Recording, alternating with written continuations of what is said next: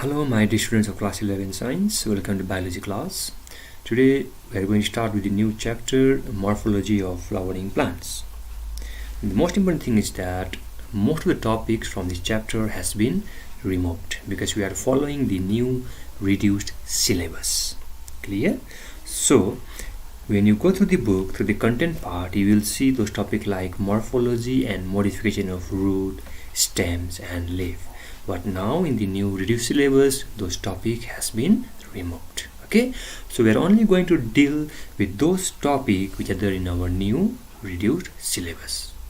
Alright, so from your textbook, open the page number 5.41. Okay, page number 5.41. There you will get the topic, the flower. So from there we will begin with this new chapter. So generally flowers are the most fascinating part, the most attractive part of a plant. Clear? And those plants which are like with the flower, they are called angiosperm or the angiospermic plant. And the plant without the flower, they are called gymnosperm. Okay, so we have got gymnosperm, we have got angiosperm. So gymnosperm, where the seeds are naked, which do not bear flower, whereas angiosperm, they used to bear the flower. Okay, and the seeds are provided or protected with the seed coat. So what is the actual definition of a flower? Because all of us has seen the flower.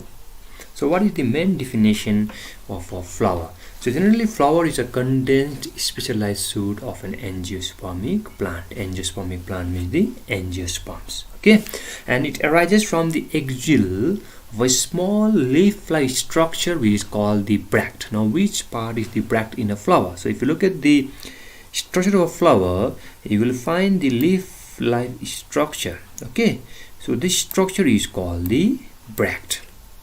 So flowers is to arises from the axial of a small leaf-like structure which is called the bract. Clear? Next point. Flowers are generally borne on a short or a long pedicel. Now which part is the pedicel part? Can you see over here? The long slender part from here to here. This long slender part is called the pedicel. Okay, so flowers are generally borne on a short or long pedicels, and the upper solan region of the pedicel is called the receptacle or a thalamus. Now which part is thalamus or receptacle? So if you look at the structure of a pedicel, upper part means this portion. Okay, so the upper portion of a pedicel means this particular portion, which usually looks like solan in structure. So this particular structure is known as thalamus or receptacle. If you look at these particular structures, this one is the pedicel part. Okay, and this upper part, which is usually solan structure, is the receptacle part or the thalamus part. So this part of a flower is the receptacle or thalamus. Next point. Now flowers with the pedicels, they are called pedicellate flower, and the flowers without the pedicel, they are known as the sessile flower. Now in this particular chapter we are going to get the new terms. Okay, so you have to remember the definition of each terms we are going to get in this particular chapter. So if the question comes what is pedicellate, then you have to say that the flowers which has the pedicel is known as pedicellate, and the flowers without the pedicel are known as sessile. Now next one is bracteole. Bracteole means it's combined with bract. Okay, so bracteole is the secondary bract which are present at the base of a flower. Now over here, bract we have seen over here, right? Okay, now flowers which has got the bract, flowers with the bract, they are called bracteolate. Okay, so flowers which has got the bract, they are called bracteolate, and there are certain flowers without the bract. So those flowers without the bract, they are called ebracteolate. Okay, so we are getting the term pedicellate, we are getting the term sessile, we are getting the term bracteolate, we are getting the term ebracteolate. So kindly remember the definition of each of these particular term. Clear? So let's move to next slide. Now these are the different part of the flower which you have seen, the pedicel part, the thalamus part, we have seen the bract part also. Now we learn about the parts of a flower. So what are the different parts of flower? So in fact we have been learning this particular one, the parts of flower, since let's say from class 9, right? So what are different parts of flower? So when we see the different parts of flower, generally there are 4 more important parts of the walls of a flower. They are calyx, corolla, androsium and gynecium. Okay, calyx means which part? Calyx means the sepal part. Corolla means the most colorful part of a flower, which is called the petal. Then we have got the androsium part, right? That is the male part, that is called stamen also. And we have got the gynecium part, which is called the pistil or carpel, or the female part of a flower. So these are the 4 holes or the 4 parts of a flower, that is calyx, corolla, androsium and gynecium. Okay, like this seems to be a short revision for you also, because all of us have learned this particular structure of flower from a junior class only. So now we are going to learn in details about these 4 holes or the 4 parts of a flower. So let us begin with the first part, that is the calyx. Okay, calyx also known as the sepals. So it is the outermost hole of a flower. It is composed of leaf like green sepals. And what is the function of sepals?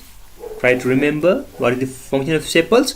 Sepals used to protect the bud or the flower in its young stage. So the outermost part of a flower is the calyx, and it is composed of a leaf like green sepals. So if you look over here, so this outermost part of a flower is usually called the sepal or the calyx. So if you look over here into the flowering part, so generally when we look at its structures, right? So here the green part of the flower, can you see this green part of the flower? This green part of the flower is the sepal part. Okay, and it will protect the flower or the bud, let's say, flower in its initial stage of development or in its bud stage. Okay, then let's come to the second part of a flower, which is the corolla, the second part or the second hole of a flower, and it consists of a number of petals.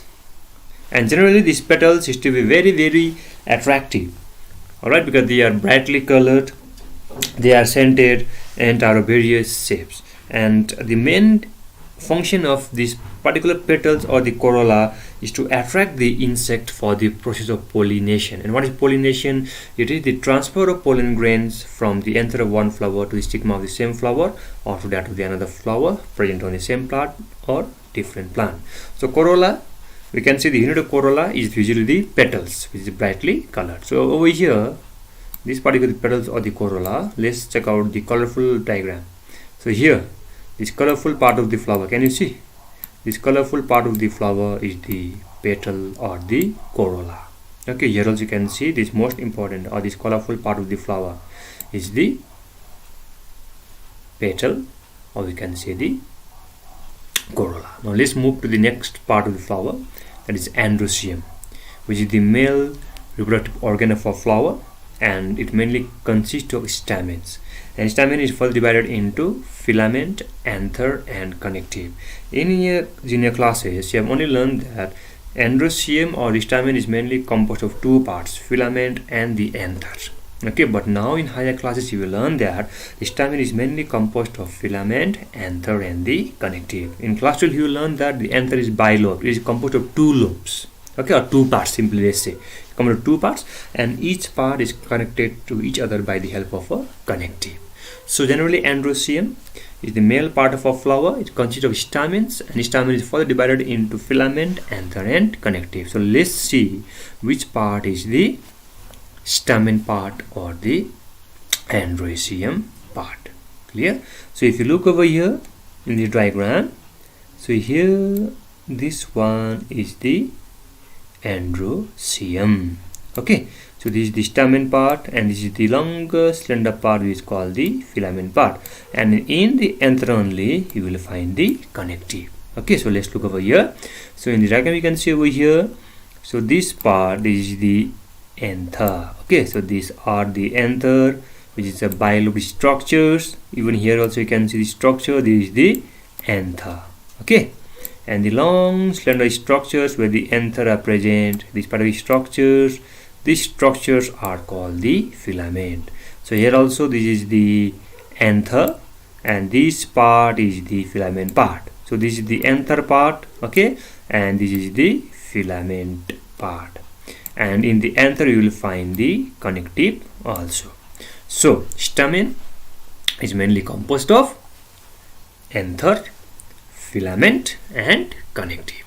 Now let's move to the next part, that is Gynecium. Okay, and mainly what is the main function of Androsium?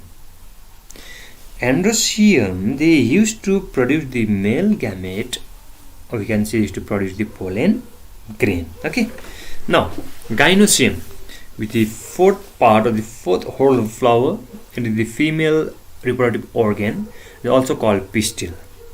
Okay, and it is composed of stigma, style and ovary, and in fact it is also known as carpel also.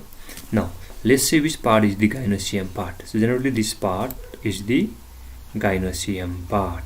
This is the stigma. Now what is the function of stigma? The function of stigma is to receive the pollen grain.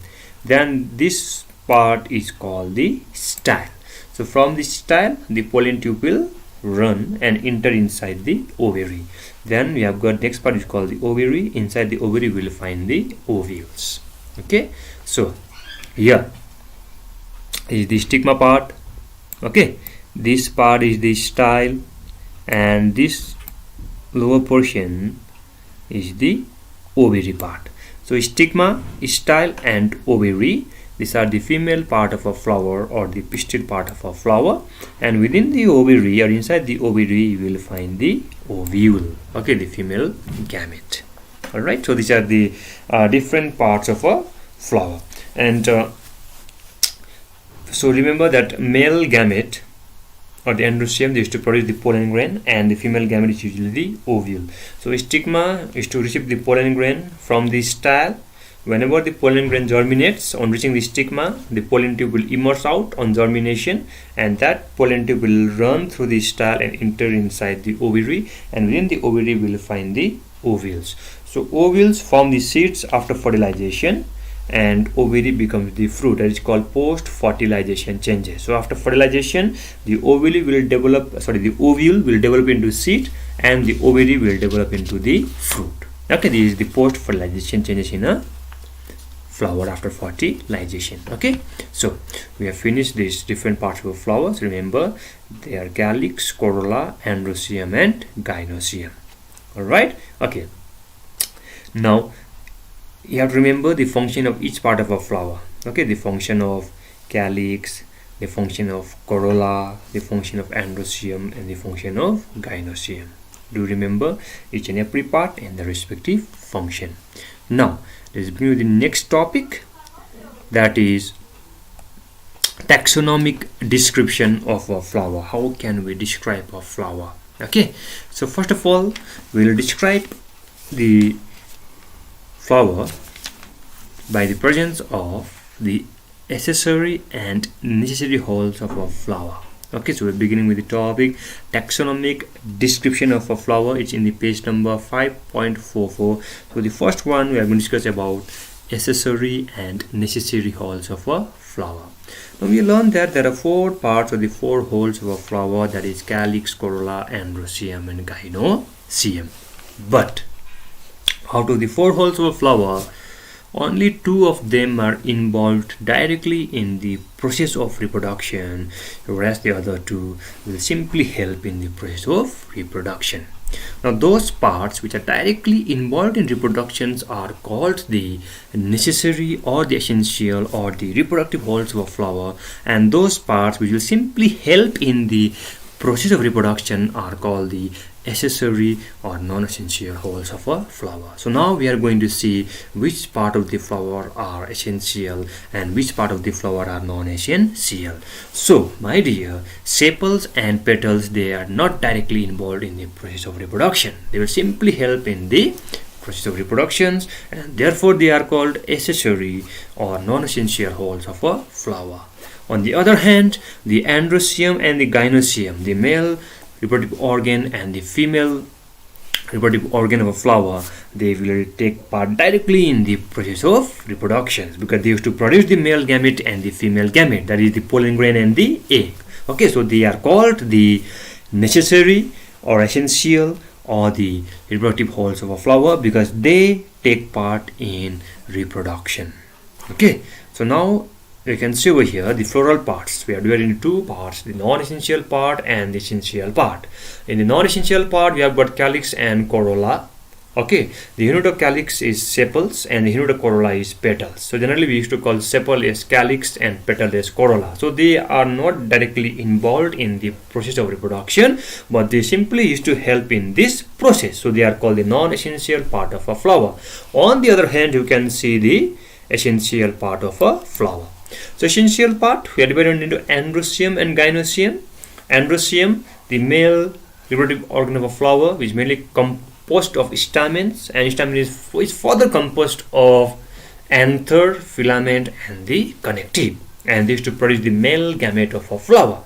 Then you got Gynecium, okay, the female part of a flower, which bears the carpels, or let's say stigma, style, and ovary. Okay, so they are directly involved in the process of reproduction, and they are called the essential part of a flower.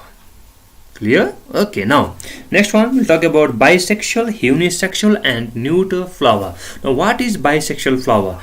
When the flowers bears both the stamens and the carpels, that means when the flower has both Androsium and Gynecium, then such flowers are called bisexual flowers, also called hermaphrodite flower. Example like China rose, okay, hibiscus. Then P, they are bisexual flower. In such flowers we will find both the stamens and the carpels. And when only one essential whole is present, let's say if we will find only Androsium in a flower or only Gynecium in a flower, then they are called unisexual flower. Uni means one, so only one reproductive holes or the part will be present. Either we will find Androsium or either we will find Gynecium. And such flowers will be called unisexual flower. Examples are cucur beets, mulberry. And what is neuter flower? N-E-U-T-E-R flower. Neuter means a sterile flower. Okay, those flowers are without Androsium and Gynecium. Okay, so such flowers are neuter flower, which does not have the male and the female reproductive organ. Example are the ray florets of sunflower. And in fact, you have learned this one also in class 9 also, with the ray florets of sunflower. They are the neuter flower. Now, next one. Polygamous, monoecious, and dioecious plants. Now, what are polygamous plant? Poly means multi. So, plants with the bisexual, unisexual, and the neuter flowers are called the polygamous plants. Okay, so in polygamous plants we will find all the three types of flower: unisexual flower, bisexual flower, and the neuter flower. Example is mango. Now what is monoecious plant? So plants having unisexual flower, okay, that is pistillate and staminate. Pistillate means female part of flower. Pistillate, just break the word, pistil. Okay, so flowers with pistil are called pistillate, that is the female flower, and staminate, stamen. So don't get confused. Okay, so pistillate, just break it, we will find pistil, female part of a flower. Staminate, stamens, the male part of a flower. Okay, so plants having unisexual flower, that is pistillate and staminate, on the same plant are called monoecious flower, like castor, cucurbits, and maize, or like the bisexual flower. Okay, and then some simple mistakes. That's simply the bisexual flower. The next one we learn about the dioecious plants. Okay, they bear the unisexual flower, that is, in one particular plant we will find the male sex organ, and in the other plant we will find the female sex organ. Okay, that means they are present separately. Okay, so plant species bearing unisexual flower, that is male and female flower on separate plants. If the male and the female flowers are present on the same plant, they are called dioecious. Sorry, they are called monoecious plant.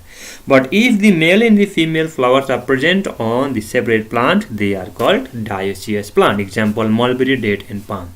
Okay, so polygamous means in such plants we will find bisexual flower, we will find unisexual flower, and we will even find the neuter flower.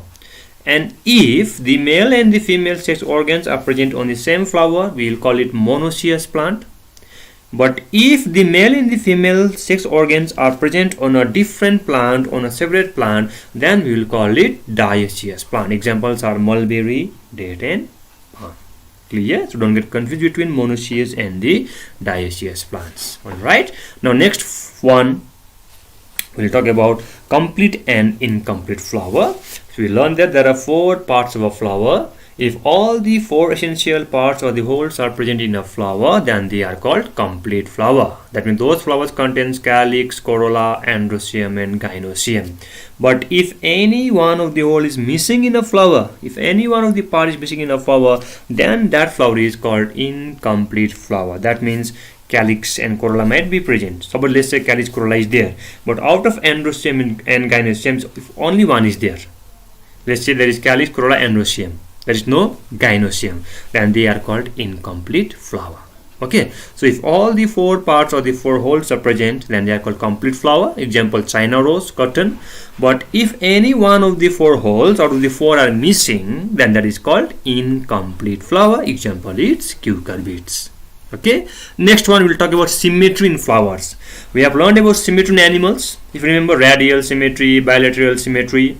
Okay, similarly here also we have got the symmetry in flower also. We will find the arrangement of floral appendages on the axis of a flower. Okay, so depending on that, we have got the 3 types of flower: actinomorphic flower or regular flower, we have got zygomorphic flower or irregular flower, and we have got asymmetrical flower. Like asymmetrical animals, we have got asymmetrical flower. So let us describe each and every term. Okay, first one, actinomorphic or regular flower. So such flowers can be divided into 2 equal halves from any vertical plane. Can you see the figure number A? If you look at the figure number A, this flower can be divided into 2 equal halves from any plane. So this is the first plane, the second plane, okay, this is the third plane. So from any plane, from any direction, if the flower can be divided into 2 equal and similar halves, then that is called actinomorphic flower or regular flower. Example is brinjal rose. Let's go to the next one, zygomorphic or irregular flower. Such a flower can be divided into 2 equal halves by only one vertical plane. Okay, so from only one particular direction, the flower can be divided into 2 equal halves. So such flowers are called zygomorphic flower or irregular flower. Example is pea or Androsium. And third one is asymmetrical animals. A means no. So such flowers cannot be divided into 2 equal halves from any plane or from any direction. So figure number C is the asymmetrical animals, and such flowers are the asymmetrical flowers, and such flowers cannot be divided into 2 equal halves from any plane or from any direction. Clear this one? Now next one we'll talk about isomers and heterometers flowers. So flower is iso means same. Okay, flower is said to be isomerous. Remember the term iso means same. Okay, so such flowers has got the same basic number of parts in a floral organs. Okay, and isomerous flowers, it may be bimerous with 2, tri means 3, tetra means 4, or pentamerous means 5. So here the isomerous flowers have got the same basic number of parts in the floral organs and are divided into bimerous, trimerous, tetramerous or pentamerous, okay, according to the number of parts in each whole. It can be 2, 3, 4 or 5. 2 means bi, 3 means tri, then 4 means tetra, 5 means penta. Okay, it can be in multiple of that also. Then heteromerous, hetero means different. Okay, so when the number in the wholes is neither the same nor in the multiple, okay, then it is called hetero, means different. So they are called heteromerous flowers. So generally the dicot flowers are usually di, tetra or pentamerous, whereas the monocot flowers are always trimerous. Okay, next one we'll learn about the hypogynous, perigynous and the epigenetic flowers. Okay, so depending upon the form of thalamus, listen very carefully, depending upon the form of thalamus and the position of the floral holes on the thalamus with respect to the ovary, the flowers can be divided into hypogynous flower, it can be divided into perigynous flower and the epigenetic flower. This has been differentiated according to the form of the thalamus, the shape of the thalamus and the position of the floral parts, the position of sepal, petal, androsium and gynecium, like sepal and petal with respect to the ovary.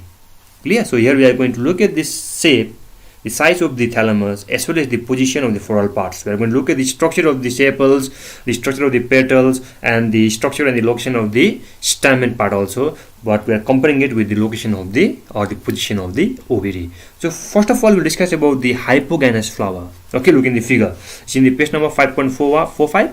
So we'll look at the figure also and we'll go through the paragraph also. Okay, so it will be clear for you. So first one, in case of hypogynous flower, the thalamus is convex. Can you see over here? The broad part of the pedicel, this is the pedicel part. This longer stalk is the pedicel part, and the swollen part is the pedicel part. Sorry, thalamus part. Okay, so here if you look at the structure of the thalamus is convex. Okay, and ovary occupies the highest position on it. So here you can see this one is the ovary part, this one is the thalamus part, this one is the ovary. Okay, now the outer three holes, that is sepals, petal, stamens, are inserted one above the other. Can you see over here? First we are finding the sepal part over here, then we are finding the petal part, then we are finding the stamen part. So the sepal, petal, stamens are inserted one above the other. First there is sepal, then we are finding the petal, then we are finding the stamen part. But the ovary, they lies above all the three parts. So when we look at the structure of the ovary is situated just above the sepal, just above the petal, and just above the stamen. Okay, and since the ovary lies above all the other three parts of flower, therefore it is called the superior ovary. It lies at the top of the other floral holes or the floral parts. Example is brinjal, China rose, and mustard. In such case, we will find hypogynous flower. So in hypogynous flower, the thalamus is convex and ovary with highest position. Okay, sepals, petals, stamens, they just lie above one another, but the ovary will be at the above of all the three parts. And since ovary lies above all the three parts of flower, it is called superior ovary. Okay, now let's go to the next one, that is Perygynous flower. So in Perygynous flower, the receptacle or thalamus, it forms a shallow or the deep cup shaped structure. So here we will find the different shape of the thalamus. It can be a cup shape, it can be a flask shape, okay, it can be a shallow shape also. So depending upon the types, okay, or the structure, let's say structure of the thalamus, this Perygynous flower has been divided into disc shaped, cup shaped, and the flask shaped. Clear? So we are going to first discuss about the disc-shaped Perygynous flower. The first one is the disc-shaped Perygynous flower. So you will follow the figure number B in the page number 5.45, figure number 5.7a. So figure number B is the disc-shaped Perygynous flower. Okay, so here in disc-shaped, the thalamus is flat. Can you see over here? The thalamus is flat, and Gynecium lies in the center. At the center you will find the Gynecium. Okay, this one is the Gynecium part. So Gynecium lies in the center. This one is the ovary part. Okay, so Gynecium lies in the center, and the other floral parts occur at the same level on the periphery. At the same level we will find the other floral parts like the sepals, the petals, and the stamens. So in disc set one, the thalamus is flat like a disc. Okay, but the Gynecium will lies in the center, and the other floral parts like the sepals, petals, and the stamens, they will lie at the same level on the periphery. And such type of structures we will find in the flower of cassia, pea, and gram. And here also, since ovary is the center, the ovary will be superior one. Then let's move to the next one, that is cup shaped, figure number C. Okay, the cup shaped Perygynous flower. So margin of the thalamus is turned upward. If you look at the thalamus part over here, it is usually turned upward. Okay, so the margin of the thalamus is turned upward, and it forms like a cup or a saucer shaped structure. It forms a cup like structure or a saucer, S-A-U-C-E-R, or a saucer shaped structures. Then the Gynecium, the female part of a flower, it grows from the bottom of the cup. Can you see over here? This is the bottom of the cup. So from the bottom of the cup or the saucer part of thalamus, we will find the presence of Gynecium. While the other floral parts, they are present at the rim of the thalamus. If you look over here, this is the rim of the thalamus. Okay, so the other floral parts like the sepal, the petal, the stamens are present at the rim of the thalamus, but the gynecium will develop from the bottom of the thalamus. So this type of flower is called cup-shaped Perigynas flower. Here also the position of ovary is superior, and you will find this type of structures in the peach and in the prunus flower. Then let's go to the next one, that is the flax-shaped Perigynas flower. In the flax-shaped Perigynas flower, that is figure number D. Okay, the margin of the thalamus grows upward. It is further growing upward. If you look at the structure D and C, you can compare the structures of the thalamus. Here, in case of flax-shaped Perigynas flower, the thalamus grows upward and produces a hollow flax.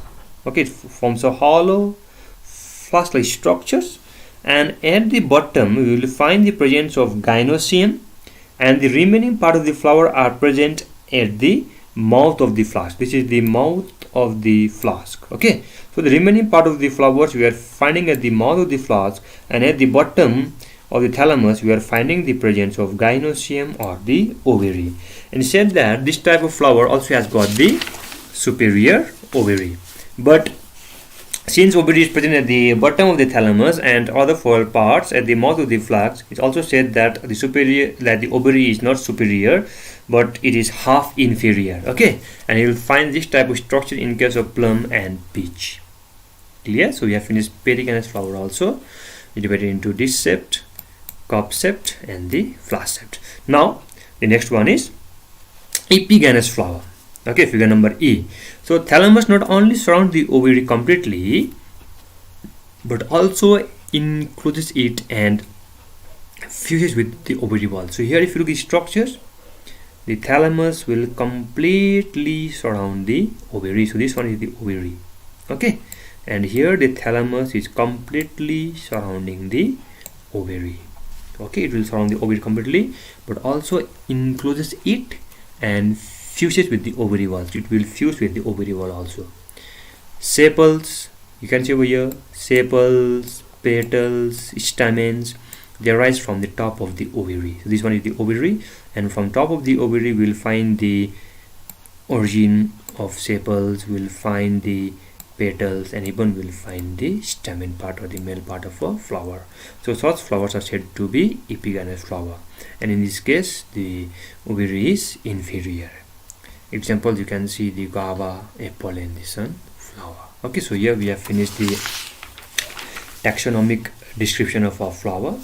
From next class we will begin with the taxonomic description of floral parts. So this much for today. Thank you. See you in next class.